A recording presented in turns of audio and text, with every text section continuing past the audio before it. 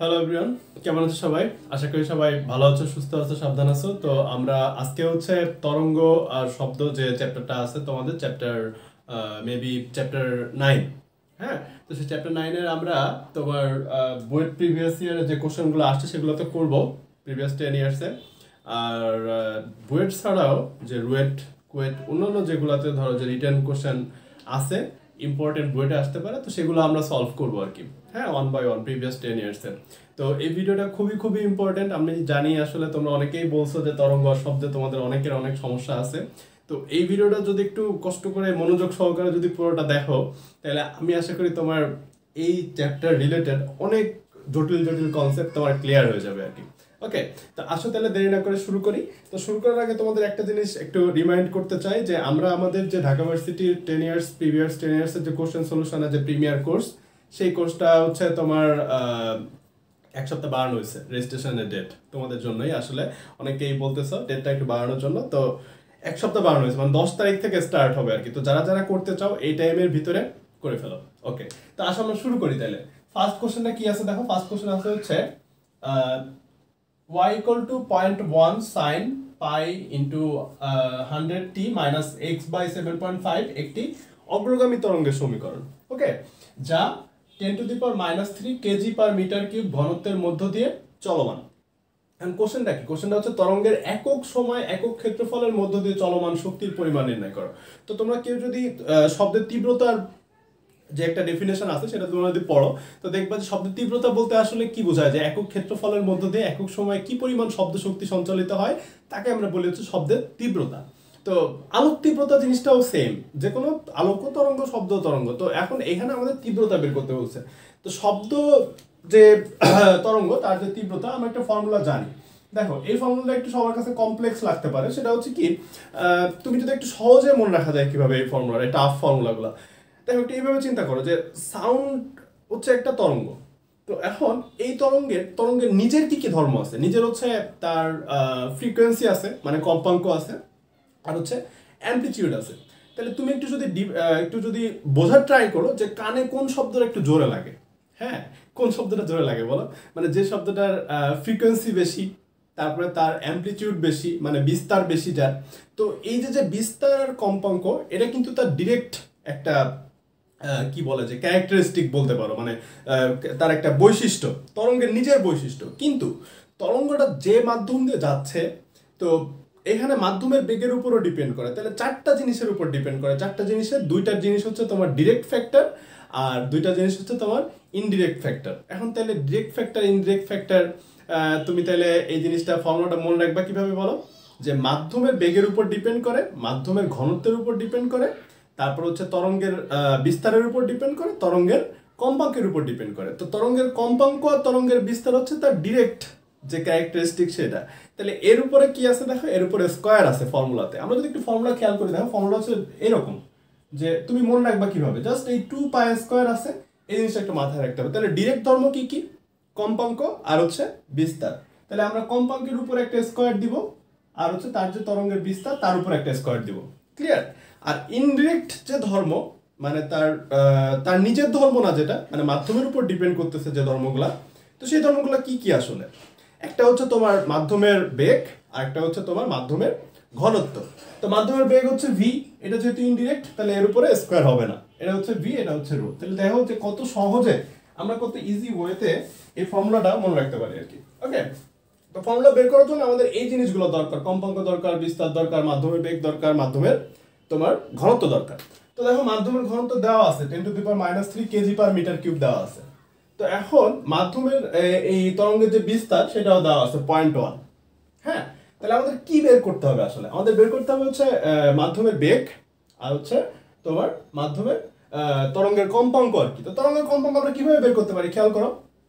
এই যে ইকুয়েশনটা আছে, এই ইকুয়েশনটাকে যদি আমরা একটু এটার সাথে কম্পেয়ার করি, এটা সাজাই লিখি, যে পাই দিয়ে যদি ভিতরটাকে গুণ দিয়ে দিই, তাহলে আমরা এমন লিখতে পারি 0.1 sin 100 pi t minus twice pi x by lambda। তো twice pi x এটা আদর্শ সমীকরণে twice pi x by lambda থাকে। তো আমাদের এখানে আছে তোমার pi x by lambda। ঠিক আছে, পাই দিয়ে আমরা গুণ করে দিলাম ভিতরের প্রতিটাকে। তো একটু খেয়াল করো যে এইখানে আসলে বেসিক্যালি আমরা যদি এটাকে এটার সাথে কম্পেয়ার করি যে 0.1 সাইন ওমেগা টি, ওমেগা মানে হচ্ছে 2 pi f minus twice pi x by lambda. Clear? Okay, তো এখানে ল্যামডার জায়গায় 7.5 আছে। ল্যামডার জায়গায় কত আছে বলো? ল্যামডার জায়গায় আছে হচ্ছে তোমার 7.5। তো একটু খেয়াল করো তো যে এখান থেকে তুমি কি বলতে পারবা? ওমেগা মানে কত বলো? ওমেগা মানে হচ্ছে 2 পাই এফ। তাহলে 2 পাই এফ মানে হচ্ছে কত বলো? 100 পাই। 2 পাই এফ মানে কত বলো? 2 পাই এফ মানে হচ্ছে 100 পাই। তাহলে আমাদের f ইকুয়াল টু কত আসতেছে? f ইকুয়াল টু ফ্রিকোয়েন্সি, যেটা ফ্রিকোয়েন্সি f ইকুয়াল টু কত আসতেছে বলো? f ইকুয়াল টু হচ্ছে তোমার 50 হার্টজ। 50 হার্টজ। আমরা কিন্তু ল্যামডার মানও বের করতে পারি। খেয়াল করো, ল্যামডা ইকুয়াল টু কত আসবে? 2 pi by lambda equal to হচ্ছে পাই বাই 7.5। তাহলে তোমার ল্যামডা ইকুয়াল টু কত আসবে? Lambda equal two 15।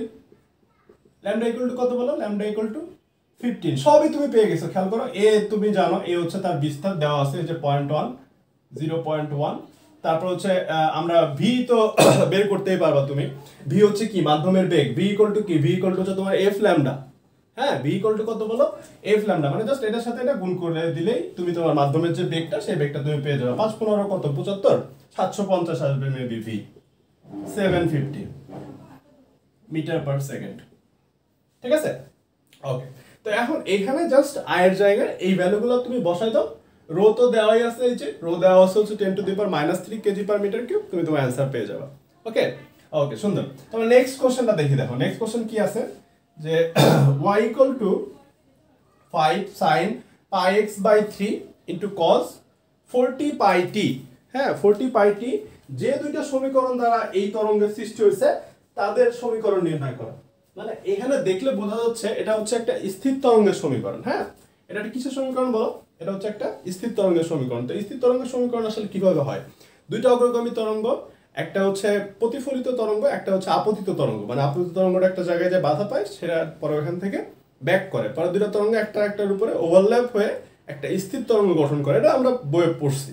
তো দুইজনের যে লব্ধির ফলে যে তরঙ্গটা সৃষ্টি হয় তার যে কম্পাঙ্ক সেটা হচ্ছে যে নতুন যে তরঙ্গটা সৃষ্টি হয় সেটা দেখতে হচ্ছে এমন হয়, twice A sine 2 pi x by lambda into cos twice pi by lambda into V T. তো আমাদের এখন এটা আসলে কোন দুইটা তরঙ্গের যে তরঙ্গগুলোর সমন্বয় হয়েছিল তার আপতিত তরঙ্গটা, যেটা আপতিত তরঙ্গ হচ্ছে এমন ছিল যে a sine twice pi by lambda v t minus x. তো আমাদের এখানে কি কি দরকার খেয়াল করো, যে ল্যামডা দরকার, আর হচ্ছে ভি দরকার, আর হচ্ছে তার যে বিস্তার সেই বিস্তার এর ভ্যালুটা দরকার। মানে যেগুলো এখানে ভ্যারিয়েবল, যে ভ্যারিয়েবলগুলো আছে তার ভ্যালুগুলো তুমি বের করে জাস্ট এখানে বসাই দিলেই তুমি তোমার সমীকরণটা পেয়ে যাবে। এখন আমার কথা হলো যে আমি যদি এই সমীকরণকে, এই স্থির তরঙ্গ সমীকরণকে যদি এর সাথে কম্পেয়ার করি তাহলে কি পাচ্ছি আমরা? খেয়াল করো যে 2a ইকুয়াল টু কত? 5। 2a ইকুয়াল টু কত দেখো? 5। তার মানে a ইকুয়াল টু কত আসতেছে? a ইকুয়াল টু আসতেছে হচ্ছে তোমার 2.5। ওকে, সুন্দর। তো দেখো এখন এইখানে তোমাদের মনে অনেক সময় কনফিউশন ক্রিয়েট হয়। সেটা হচ্ছে কি যে আমাদের বইয়ে লেখা আছে cos 2 pi x by lambda, তো এখানে তো sin 2 pi x by lambda কেন লিখলাম? এটা কোনো ম্যাটার না। এটা হইতেছে তুমি যার সাথে এই যে 2 pi x, মানে যার সাথে x থাকবে সেই পুরোটা সহ যে জিনিসটা সেটাকে তুমি 2 pi x by lambda হিসেবে চিন্তা করবা। ওকে, আর এই পাশে তোমার যেটা থাকবে সেটাকে হচ্ছে pi by 2 pi by lambda into v t আকারে চিন্তা করো। কস সাইন কোনো ম্যাটার না, আমি এটা একটা ভিডিও করছি, প্রায় 1 ঘন্টা 10-15 মিনিটের ভিডিওটা। তো তোমরা যারা দেখো না তারা চাইলে ওই তরঙ্গের অগ্রগামী তরঙ্গ, স্থির তরঙ্গের ওই ভিডিওটা দেখতে পারো আর কি। তাহলে তোমাদের কনসেপ্টটা ক্লিয়ার হয়ে যাবে যে এখানে আসলে কস সাইন কোনো ম্যাটার করে না। ওকে, তো দেখো এখন আমরা এ পেয়ে গেলাম। আমাদের এখন নেক্সট টার্গেট কি? ল্যামডা বের করা। ওকে, তো আমরা কি বলতে পারি এরপর? দেখো যে তোমার 2 pi by lambda equal to কত বলা যায়? 2 pi by lambda equal to হচ্ছে তোমার পাই বাই 3। তাহলে পাই পাই ক্যান্সেল হয়ে যাচ্ছে। ল্যামডা ইকুয়াল টু কত আসতেছে বলো? ল্যামডা ইকুয়াল টু আসতেছে হচ্ছে তোমার 6। ল্যামডা ইকুয়াল টু কত আসতেছে? ল্যামডা ইকুয়াল টু আসতেছে তোমার 6 মিটার। যাই হোক, যে মিটারে একক আছে, যে একক তো আমার লাগতেছে না এখানে, জাস্ট ভ্যালুগুলো বসাই দিলে হয়ে যাচ্ছে। তাহলে আমরা ভি বের করবো কিভাবে? খেয়াল করো ভি কিভাবে আমরা বের করবো। হ্যাঁ, তো আমাদের এখানে 40 cos 40 পাই টি আছে। cos কত টি আছে দেখো? cos 40 পাই টি আছে। তার মানে তোমার 2 pi by lambda into V this equals to হচ্ছে 40 পাই, মানে টি এর সাথে যে জিনিসটা আছে সেটা। তাহলে পাই পাই ক্যান্সেল, 2 আর 40 কাটাকাটি করে এখানে থাকে হচ্ছে 20, তাইলে তোমার 20 এর সাথে ল্যামডা গুণ করলে যা আসে তাই, তার মানে v ইকুয়াল টু আসছে হচ্ছে 120 মিটার পার সেকেন্ড।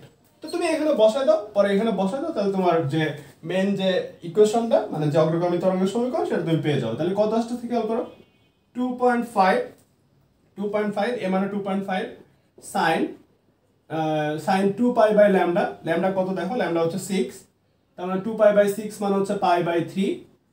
ওকে, vt মাইনাস x, v কত, v হচ্ছে 120, তার মানে 120 ইনটু t মাইনাস x, এটাই হচ্ছে তোমার সমীকরণ আর কি।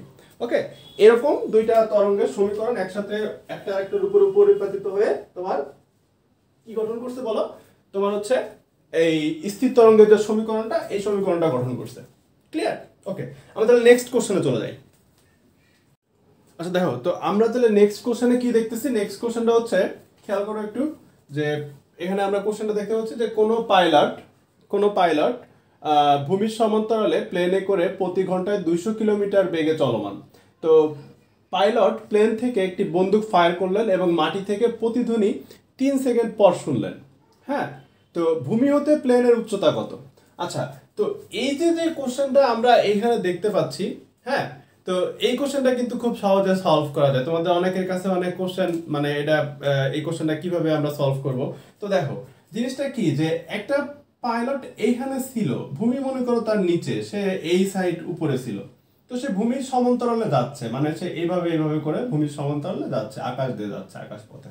ঠিক আছে, তো সে যখন এই পজিশনে, তখন সে একটা শব্দ করলো। আচ্ছা, তুমি একটু এইভাবে চিন্তা করো, যে ধরো কেউ একজন ভূমি থেকে একটা নির্দিষ্ট উচ্চতায় আছে, সে সেখানে স্থির আছে, তাহলে স্থির থাকলে সে যদি একটা শব্দ করতো, তাহলে সেই শব্দটা এইখানে এসে বাড়ি খাইতো, খেয়ে প্রতিবন্ধকতা আছে যেহেতু, তাহলে সে তার কাছে শব্দটা ঠিক ওই একই রাস্তা দিয়ে ফেরত যাইতো। তখন তুমি টোটাল যে দূরত্ব এই শব্দটা অতিক্রম করলো, সেটা তুমি কি ধরতা, ডি ধরতা, কিন্তু মানে যাইতে লাগছে তার যে হাইটটা, সেটা আবার আসছেও সেম হাইট ডি তে, ধরো নাও, জাস্ট ধরো নাও।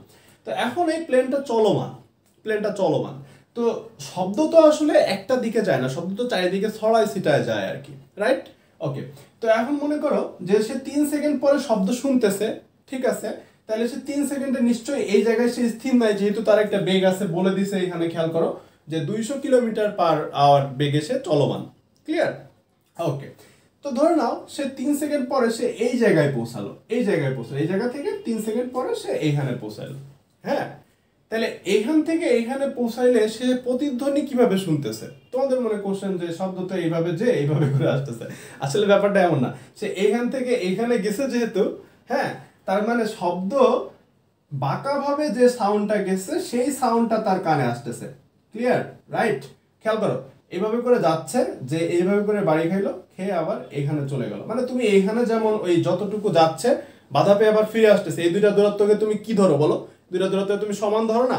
তো এখানেও ঠিক তেমন, তোমার যদি দুইটা দূরত্বকে সমান ধরতে হয়, তাহলে সে বাঁকাভাবে একটা রাস্তা দিয়ে যাচ্ছে, শব্দটা এখানে যে বাড়ি খেয়ে আবার 3 সেকেন্ড পরে সে যেহেতু ভূমির সমান্তরালে চলতেছে, তাহলে তার এই পজিশনে যে তার কাছে প্রতিধ্বনি যাচ্ছে আর কি। ক্লিয়ার?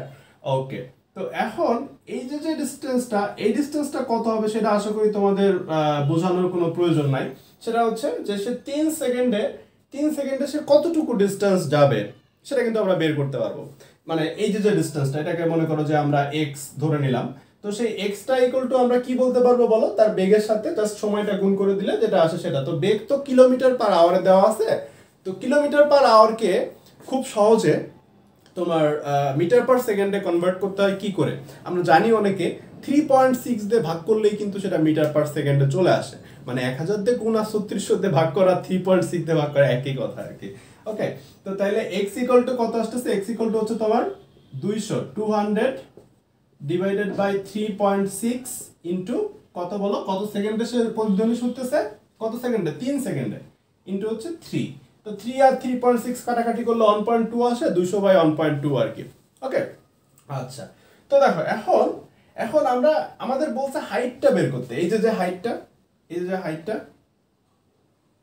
এই হাইটটা বের করতে হবে, মানে সে ভূমি থেকে কতটুকু উপরে ছিল সেই হাইটটা বের করতে হবে। তো এই হাইটটা আমরা কিভাবে বের করতে পারি? এটা একটা সমদ্বিবাহু ত্রিভুজ, তুমি বুঝতে পারতেছো। তো সমবাহু ত্রিভুজের এই শীর্ষ থেকে যদি এর উপর লম্ব টানা হয়, তাহলে এটা কি হয়ে যায় দেখো, এটা কিন্তু সমান দুই ভাগে ভাগ হয়ে যায়, x/2। হ্যাঁ x/2। তো এটাকে যদি আমরা a ধরে নেই, হ্যাঁ, আর তাহলে এটাও কি হবে, এটাও ধরো যে তোমার a হবে, রাইট? তাহলে আমাদের এই দূরত্ব আর এই দূরত্ব যাইতে, টোটাল যাইতে কত সময় লাগতেছে খেয়াল করো। বাতাসে শব্দের বেগ দেওয়া আছে, এই যে যে সাউন্ডটা যাচ্ছে এইভাবে করে যাচ্ছে, সে কত বেগে যাচ্ছে, বাতাসের সাউন্ডের যে বেগ সে বেগে যাচ্ছে, দেওয়া আছে দেখো 340 মিটার পার সেকেন্ড। তার মানে আমরা 2a ইকুয়াল টু বলতে পারি হচ্ছে 340 ইন্টু কত বলো, কত সেকেন্ডে লাগছে, 3 সেকেন্ডে। তাহলে আসতেছে a ইকুয়াল টু কত আসতেছে, এর ভ্যালুটা আমরা পেয়ে যাচ্ছি, এর ভ্যালু আসতেছে হচ্ছে তোমার 170 ইন্টু 3, 170 ইন্টু 3 মানে 510 মিটারের মতো আর কি, ঠিক আছে? 170 ইন্টু 3 করলে 3 7 21, ঠিক আছে 510। ওকে, তো আমরা a জানলাম, আমাদের জাস্ট কি বের করতে হবে দেখো, এইচটা বের করতে হবে, এই যে এইচটা, সেই এইচটা বের করতে হবে। তো এটা সমকোণী ত্রিভুজ আমরা দেখতে পাচ্ছি, তাহলে এইচ ইকুয়াল টু আমরা কি বলতে পারি বলো, এইচ ইকুয়াল টু হচ্ছে √a square minus x/2 whole square. তো x তো তুমি বাই করছো, a ও বাই করছো, জাস্ট বসাই দাও এখানে ভ্যালুগুলো, বসাই দিলে তোমার ম্যাথটা সলভ হয়ে যাবে। তাহলে এটা কি কোনো কঠিন কোনো অঙ্ক ছিল বলো? a এর ভ্যালু কত, এর ভ্যালু হচ্ছে তোমার 510 মাইনাস x/2 করলে আসে হচ্ছে তোমার 100/1.2, এটার স্কয়ার করো, ঠিক আছে? এটা রুট করো, রুট করে যা আসে সেটা হচ্ছে তোমার অ্যান্সার। ওকে, আমাদের নেক্সট কোশ্চেনে চলে যাই। দেখো আমাদের নেক্সট কোশ্চেন দেখি, এটা হচ্ছে বুয়েট 14-15 সালে আসছিল। কোশ্চেনটা সহজ, 2 মিনিটও লাগবে না করতে। দেখো যে দুটি π/2 রেডিয়ান দশা পার্থক্যের অগ্রগামী তরঙ্গ একই দিকে অগ্রসরমান, তো যদি তরঙ্গ দুটির বিস্তার ym হয় তাহলে লব্ধি তরঙ্গের বিস্তার কত হবে আর কি। দুইটা তরঙ্গের প্রত্যেকের বিস্তার হচ্ছে ym। আচ্ছা, তো দুটো তরঙ্গ যদি একই দিকে যায় তাহলে তাদের যে লব্ধি তরঙ্গটা কি হবে, সেজন্য আমরা কি করি বলো, উপরিপাতন নীতি ইউজ করি। উপরিপাতন নীতিতে কি ছিল বলো, উপরিপাতন নীতি ছিল হচ্ছে দুইটা তরঙ্গের ভেক্টর সামেশনের সমান, যে লব্ধি তরঙ্গটা যেটা হবে সেটা হচ্ছে তোমার দুইটা তরঙ্গের ভেক্টর সামেশন, একটু বুঝতে হবে জাস্ট। তো বেসিক্যালি দশা পার্থক্য তো কোণ, এটা আমরা জানি। তো এই দুইটা তরঙ্গের মধ্যবর্তী যে কোণ সেটা হচ্ছে π/2। আচ্ছা, তুমি তো ভেক্টর চ্যাপ্টার করছো না, একটা p একটা q হলে তাদের যে লব্ধি সেটা কি হয়, √p² + q² + 2pq cos α। হ্যাঁ, তো আর তো কি, আর তো বেসিক্যালি লব্ধি। তো এইখানেও y হচ্ছে তোমার লব্ধি, তাহলে সেই লব্ধির যে মানটা যে y, সেই y ইকুয়াল টু আমাদের কি বলতে পারি বলো, y1 এর মানও ym, মানে y1 এর যে ভ্যালু সেই ভ্যালুটা হচ্ছে ym, y2 এর ভ্যালু ym। তো y1 আর y2 এর যে মধ্যবর্তী কোণ সেটাই হচ্ছে বেসিক্যালি দশা পার্থক্য, সেটা হচ্ছে π/2। তাহলে আমরা যদি ওই ফর্মুলাটা যদি আমরা ইউজ করি, একটু খেয়াল করো কি আসতেছে, তাহলে ym square plus ym square মানে p square plus q square plus 2pq cos α, ym into cos π/2, cos কত বলো, cos π/2। দেখো cos π/2 মানে কত, 0, cos π/2 মানে 0, ঠিক আছে? তাহলে আমাদের অ্যানসারটা তাহলে কত আসতেছে, 2ym স্কয়ার কে রুট করলে যা আসে তাই, তার মানে অ্যানসারটা আসবে হচ্ছে কত বলো, √2ym। ক্লিয়ার? ওকে, তাহলে নেক্সট কোশ্চেনে চলে যায়। নেক্সট কোশ্চেনটা হচ্ছে 14-15, এটাও 14-15 সালে আসছে। তো বুঝতেই পারতেছো যে তোমার এই তরঙ্গের চ্যাপ্টারগুলো অনেক বেশি ইম্পর্টেন্ট। অনেক গরম পড়ছে আজকে, বুঝছো, ঘেমে যাচ্ছি। তো যাই হোক, তো আমরা তাহলে নেক্সট কোশ্চেনে চলে যাই। নেক্সট কোশ্চেনটা দেখো কি আছে, যে একটি লাউড স্পিকারের কম্পাঙ্ক 262 হার্জ, হ্যাঁ, বিস্তার হচ্ছে a = 1.5 × 10⁻⁻4 মিটার। তো t = 0 সময়ে সরণ x = a হলে সরণ, বেগ ও ত্বরণের সমীকরণ বের করতে বলছে সময়ের ফাংশন আকারে। ওকে, সুন্দর। তো দেখো এখন নরমালি আমরা যে কোনো একটা অগ্রগামী তরঙ্গ সমীকরণ আমরা কি জানি, x = a sin ωt plus phi। এই phi কিন্তু বেসিক্যালি 2πx/λ, মানে দশা পার্থক্যটা হচ্ছে তোমার 2πx/λ। হ্যাঁ, তো এখন আমার কথা হচ্ছে যে এইখানে দেখো, এখানে একটা জিনিস বলে দিছে যে t = 0 সময়ে তোমার x = হচ্ছে a, t = 0 সময় x = a। তাহলে তুমি t = 0 বসাও, দেখবে phi এর মান তুমি পেয়ে গেছো। t = 0 সময় x = যদি a হয়, তাহলে খেয়াল করো কি আসতেছে, তোমার x = a যেহেতু, তাহলে a = a sin phi। তো sin phi = তাহলে কত আসতেছে, 1। sin phi = 1 মানে তোমার phi = কত বলো, phi = হচ্ছে 90 ডিগ্রি কিংবা π/2, যেটাই বলো, π/2 তো সবকিছু রেডিয়ানে লিখবো আর কি। ওকে, তো দেখো এখন দেখো, তাহলে কিন্তু আমরা আমাদের সরণের যে সমীকরণটা, সেই সমীকরণটা কিন্তু আমরা পেয়ে গেলাম। সরণের সমীকরণটা আমরা কি পাইলাম বলো, a sin এ সাইন এ দেওয়া আছে, এই যে এ দেওয়া আছে 1.5 × 10⁻⁴ মিটার, এ সাইন ওমেগা টি তার মানে এ মানে হচ্ছে আমরা যদি লিখি 1.5 × 10⁻⁴ সাইন ওমেগা টি প্লাস π/2। আচ্ছা ওমেগা টি কে তুমি থিটা চিন্তা করো, পরে হচ্ছে তুমি omega t plus π/2 plus theta equal to কি জানো বলো তুমি? cos theta. sin π/2 plus theta equal to কত বলো? ইকুয়াল টু হচ্ছে cos থিটা। তো আমরা এত কষ্ট করে না লিখে আমরা এমন লিখতে পারি যে sin না লিখে ডাইরেক্ট একবারে cos ওমেগা টি লিখতে পারি। ওমেগা মানে কত? ওমেগা মানে হচ্ছে 2πf, মানে 2πf, f দেওয়া আছে খেয়াল করো 262, তার মানে হচ্ছে 2π ইনটু হচ্ছে 262t। এটাই হচ্ছে তোমার সরণের যে সমীকরণ, সেই সরণের সমীকরণটা।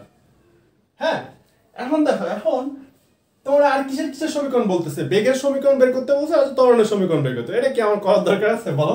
তোমরা সবাই পারো এই জিনিসটা, আমি তোমাদের করে লজ্জা দিতে চাই না। সেটা হচ্ছে dx/dt, মানে এই সরণকে যদি যখন আমরা ডিফারেন্সিয়েশন করব তখন হচ্ছে আমরা বেগ পাবো, আবার বেগ যখন আমরা বের করব, বেগকে যখন ডিফারেন্সিয়েশন করব dv/dt বের করব, তখন হচ্ছে আমরা কি পাবো বলো? তখন হচ্ছে আমরা ত্বরণের সমীকরণ পাবো। বুঝা গেছে? তো এই যে সহজ, একেবারে সহজ একটা কোশ্চেন সলভ করতে মনে করো যে তোমার খুব কম সময় লাগতে, তোমরা দেখতে পাচ্ছ যদি কোশ্চেনটা লেখা থাকে তাহলে কিন্তু সলভ করতে 3 মিনিটও লাগতেছে না কোনো কোশ্চেন সলভ করতে। ওকে, তো আশা করি তোমাদের মনে অনেক কনফিডেন্স গ্রো হচ্ছে। আমাদের নেক্সট কোশ্চেনে চলে যাই, এগুলো দেখলে আরো বেশি কনফিডেন্স আসবে। তো দেখো নেক্সট কোশ্চেনটা হচ্ছে বুয়েট 12-13 সালে আসছিল। আমরা কোশ্চেনটা একটু পড়ি।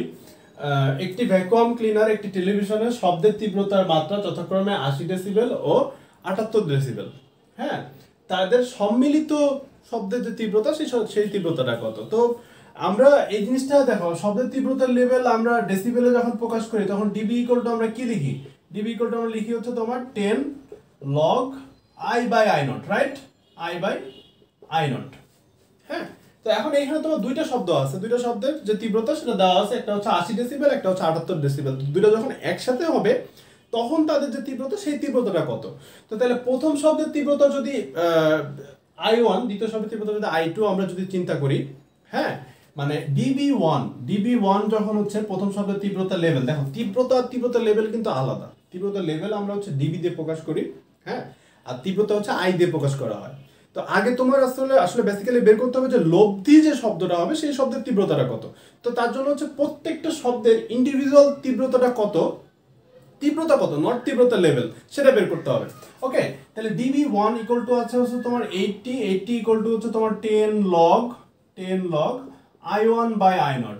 I1 বাই কত বলো? I1/I0। তো এখান থেকে আমরা সুন্দর মতো করে বলতে পারি কি বলতে পারি বলো? I1 ইকুয়াল টু বলতে পারি, I1 ইকুয়াল টু কত বলতে পারি?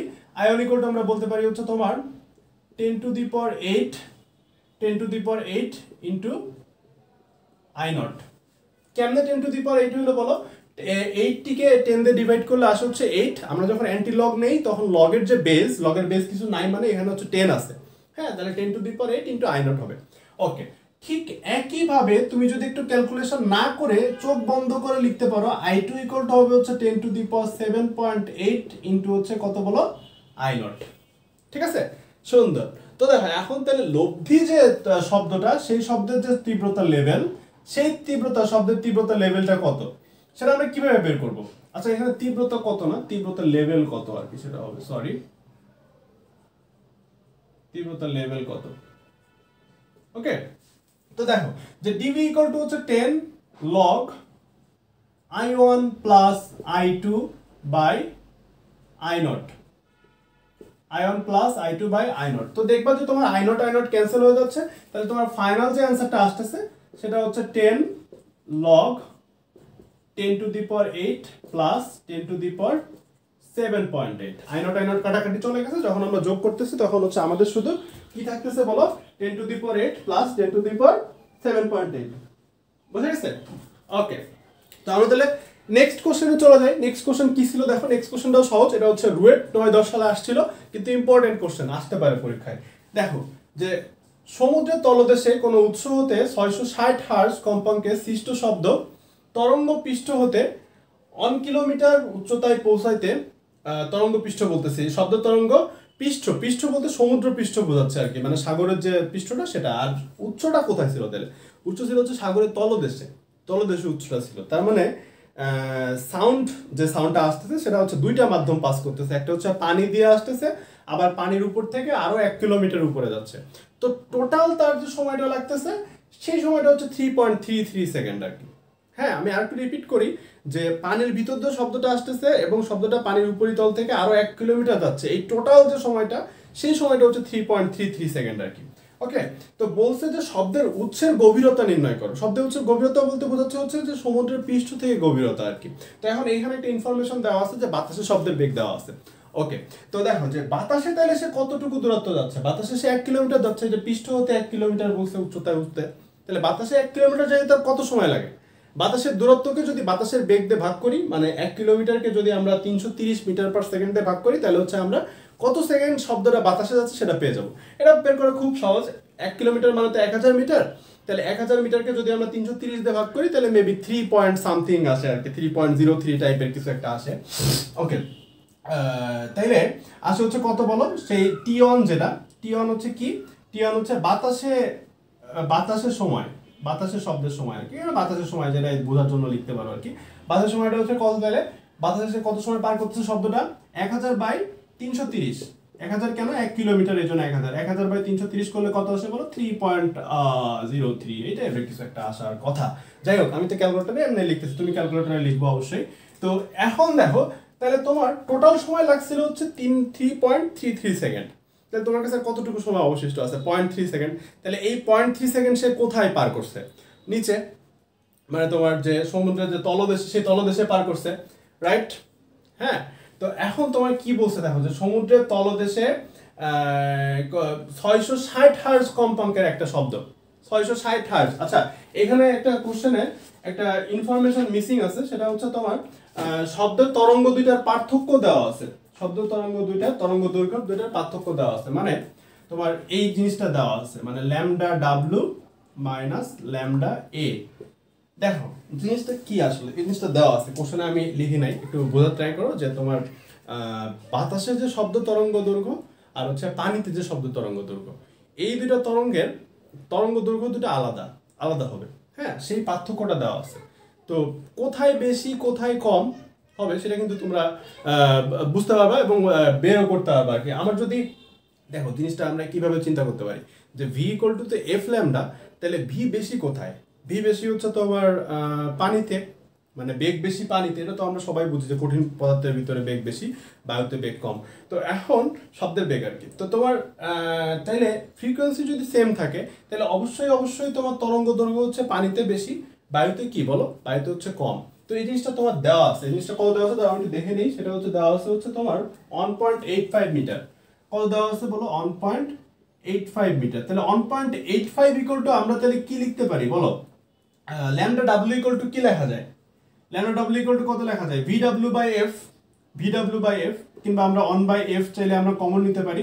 1/f কমন নিয়ে V W minus V A, এই জিনিসটা লিখতে পারি। তো এখান থেকে আমাদের ভি এ দেওয়া আছে, বায়ুতে শব্দের বেগ দেওয়া আছে, তাহলে আমরা ভি ডাব্লিউ বের করে ফেলতে পারবো, খুব সহজে ভি ডাব্লিউ বের করা যাবে। ভি ডাব্লিউ ইকুয়াল টু কত হবে বলো? 1.85 এর সাথে তুমি জাস্ট এই যে 660 যেটা আছে সেটা গুণ দাও, গুণ দাও, আর তার সাথে তুমি যোগ করো হচ্ছে ভি ওই পাশে চলে গেলে প্লাস হয়ে যাবে, তাহলে 330 তুমি যোগ করো। হ্যাঁ, এটা হচ্ছে কি? এটা হচ্ছে পানিতে শব্দের বেগ, পানিতে শব্দের বেগ এত মিটার পার সেকেন্ড। এখন আমরা বলছে গভীরতা বের করতে হবে। গভীরতা বের করতে হবে মানে সমুদ্রের তলদেশে কতটুকু গভীরে ছিল। হ্যাঁ, তো তাহলে সেই গভীরতা যখন যদি এইচ হয়, তাহলে এইচ ইকুয়াল টু আমরা কি বলবো? দেখো আমরা কিন্তু বাতাসে তার কত সময় পার করছে? সে 3.03 সেকেন্ড। সে টোটাল কত সময় পার করছে? 3.33 সেকেন্ড। তাহলে সে পানিতে কত সময় পার করছে? 0.3 সেকেন্ড। তাহলে তুমি এইখানে যে ভি ডাব্লিউটা পাইছো, সেই ভি ডাব্লিউ কে জাস্ট 0.3 দিয়ে গুণ দিলেই তুমি কি পেয়ে যাবে বলো? তুমি হচ্ছে সমুদ্রের তলদেশে কতটুকু নিচে হচ্ছে তোমার যে শব্দ যে সোর্সটা ছিল সেটা তুমি পেয়ে যাবে। ওকে, সুন্দর। তো আমরা নেক্সট কোশ্চেনে চলে যাই। তাহলে নেক্সট কোশ্চেন দেখি। দেখো আমরা তাহলে নেক্সট কোশ্চেনে চলে যাই। নেক্সট কোশ্চেন কি ছিল? যে 0.5 মিটার ও 0.51 মিটার দৈর্ঘ্য বিশিষ্ট একমুখ খোলা নলে মূল সুর দ্বারা প্রতি সেকেন্ডে 3টি বিট সৃষ্টি হলে বায়ুতে শব্দের বেগ কত হবে আর কি। ওকে, তো দেখো যে একমুখ হলনলের ক্ষেত্রে তোমার আমরা একমুখ হলনল দুইমুখ হলনলের কিন্তু একটা সুন্দর একটা ভিডিও করছি। তো সেই ভিডিওটা তুমি যদি একটু দেখো তো সেখানে দেখবা যে জিনিসটা খুব সিম্পল, যে মূল সুরের জন্য বলছে মূল সুর। তো এটা যদি একমুখ হলনল হয় তাহলে দেখো, তাহলে তোমার এই একমুখ হলনলের মূল সুরে এমন মানে নলের মুখে হচ্ছে একটা সুস্পন্দ বিন্দু তৈরি হবে। নলের মুখে কি তৈরি হবে বলো? সুস্পন্দ বিন্দু মূল সুরের ক্ষেত্রে।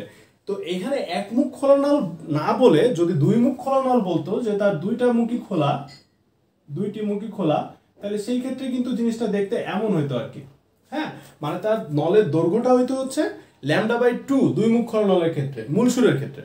আর এক মুখ খোলানলের ক্ষেত্রে মূল সুরের জন্য হচ্ছে L = মানে নলের দৈর্ঘ্য যেটা, সেটা হচ্ছে λ/4। আশা করি তোমরা এগুলা জানো, তো তারপরেও একটু ক্লিয়ার করে নিচ্ছি। আচ্ছা, এখন কথা হলো যে কোশ্চেনে যদি মূল সুর ব্যাপারটা বলা না থাকে, মানে মূল সুরের কথা বলা নাই, জাস্ট বলা আছে যে একমুখ খলনল দ্বারা প্রতি সেকেন্ডে 3টা বিট তৈরি হয়, তো তুমি সেই ক্ষেত্রে ধরে নিবা যে ধরে মূল সুরের ক্ষেত্রে 3টা বিট তৈরি হয় আর কি।